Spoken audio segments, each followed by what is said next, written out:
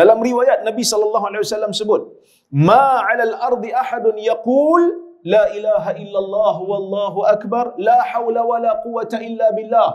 Siapa sebut benda ni, tidak ada seorang pun dalam dunia yang menyebut lafaz ini, la ilaha illallah wallahu akbar wala haula wala quwwata illa billah, kecuali dosanya akan diampunkan walaupun dosa-dosa kecilnya itu sebanyak buih-buih di laut. Dalam riwayat yang lain Nabi sallallahu alaihi wasallam sebut, "Man qala subhanallah wa bihamdih mi'ata marrah fi yaum kuffirat anhu khatayah," atau kama qala.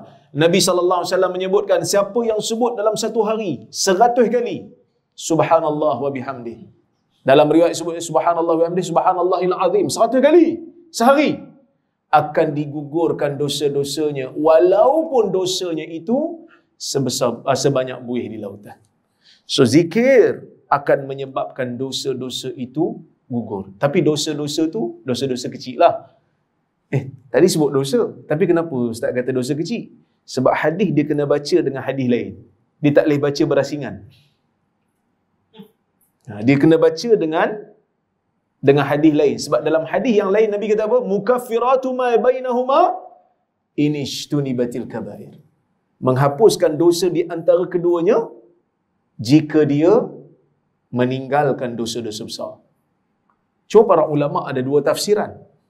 Kalau tuan-tuan buka dalam kitab Jami' Ulum wal Hikam, ada satu tafsiran kata dosa kecil ni akan gugur kalau kita buat amal saleh dengan syarat kita tinggalkan dosa besar.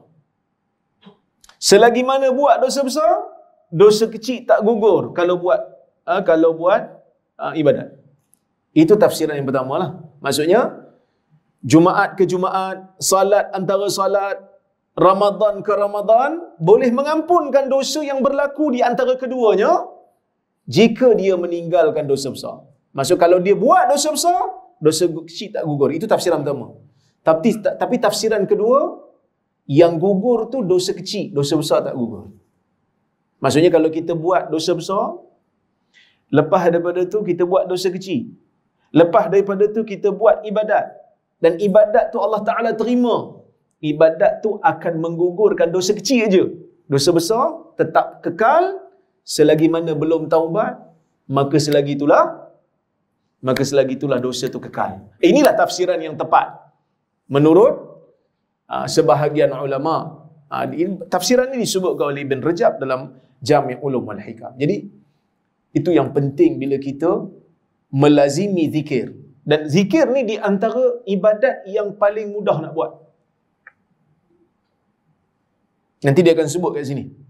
Di antara ibadat yang paling mudah dan ganjarannya besar. Sebab kita sebut kat sini, zikir menghapuskan dan menghilangkan dosa. Itu je ke fadilat zikir? Dah. Fadilat zikir menambah pahala. Jadi dalam satu perbuatan Allah Azza wa Jal memberikan berapa kelebihan? Allah Subhanahu wa Ta'ala memberikan dua kelebihan kat sini.